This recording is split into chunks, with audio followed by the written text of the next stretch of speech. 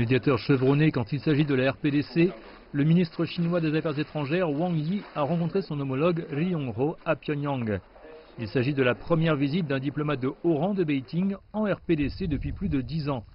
Wang s'est recueilli sur les tombes des deux précédents dirigeants de la RPDC après s'être entretenu avec Ri Yong-ho et avoir déposé une couronne devant la tour de l'amitié sino-coréenne, honorant les soldats chinois qui ont combattu pendant la guerre de Corée.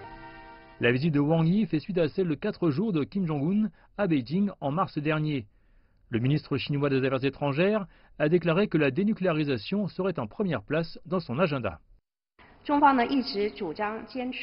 La Chine a toujours été en faveur d'une péninsule coréenne dénucléarisée afin de maintenir la paix et la stabilité dans la région.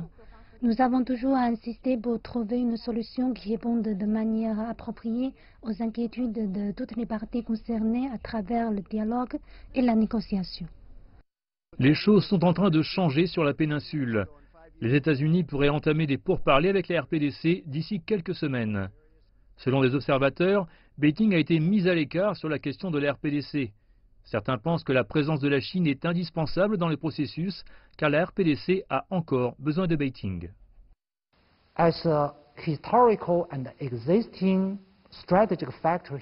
Étant donné les facteurs historiques et stratégiques existants, personne, aucune partie n'a le pouvoir d'exclure la Chine de toute négociation fondamentale ou solution concernant la péninsule, aussi bien que la région.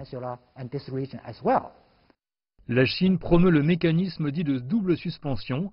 La RPDC suspend ses activités nucléaires en échange de la suspension des manœuvres militaires américano-sud-coréennes.